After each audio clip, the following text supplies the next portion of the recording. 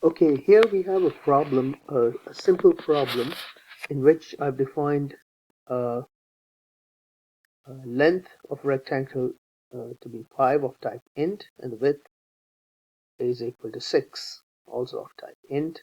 And I'm going to multiply the length by the width, the next line, and assign it to a variable called area. So 5 times 6 is 30.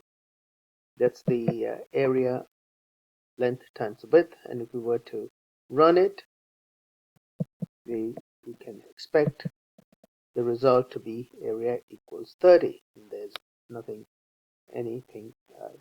fancy about this. Okay, so now I want to introduce a method, an additional method, in which we will do part of the computation in a second method. Right now we have just one method, the main method. So let's add a method in the form of like this: public static void. We'll call it the name of the method, let's say calculate. You can call any name you like for the method name. So I'm going to pass the values. I'm going to pass the values from the main method and the length and the width, and ask them to be transferred to this new method calculate. So I'm going to use this. I'm going to pass the length and the width, which are type int. I can call them the length, or I can call it something else like len. It doesn't really matter there. What's important is the data type in front of it and the order of those variables. The actual names can differ. So the intention here is that I'm going to pass those values. So here I'm going to make allocations for that. I'm going to take these two lines of code, and I'm going to paste it. I'm going to move it actually to the second method that I called calculate. And the thing is, here I still have to define what the data type of the area is, which is integer. I define it here. That means that I don't need the area to be defined in here. Okay, so now we got to make allocations for these two values, the length and the width, to be passed onto this method calculate. That's called a call to a method. We'll say calculate, the name of the method, and within parentheses there I'm going to write the names of the two variables, length, comma, width. Notice I'm not going to type the data types in front of the variable name. So I'm going to pass length first, width second, and they're going to be received as len and wid. I'm going to make modifications here to reflect that, len and wid. And if I were to run this problem now,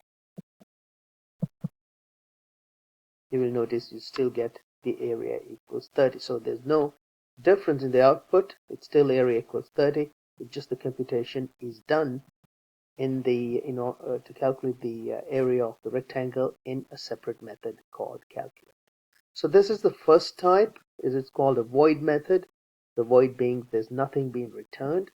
The computations are done in the method and it's printed in here. That's the first way of doing it.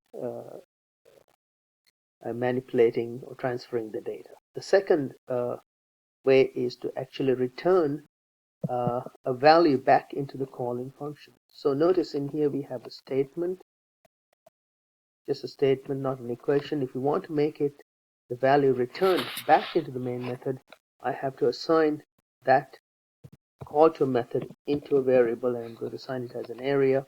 This time I'm going to say area is equal this. So now notice on line number 5, it's no more a statement. Now it is actually an equation. So when you see an equation with the call to a method, that means a value will be returned back to it. So we're going to make this, the area, now be printed back from the main method where it was to be called. But apart from that, notice on line number 5, length and the width are going to be transferred to the method calculate, and inside the method we're going to define a variable called area, multiply the length and the width to compute the area. But now we got to make one more statement in here. We have to return that variable area. So now it's a value returning method. The value area is being returned back to the main method. So it's no longer a void method. Now we got to write the data type of the variable that's being returned. The variable that's been returned again is area. It's of type int, so therefore now it's public static int calculate. So that's the difference. The previous example, it's a void method. Now it's a value returning method. If we run it again, you will notice there's no difference again. Area is equal to 30. It's just that the value is returned back to the main method before it's been printed.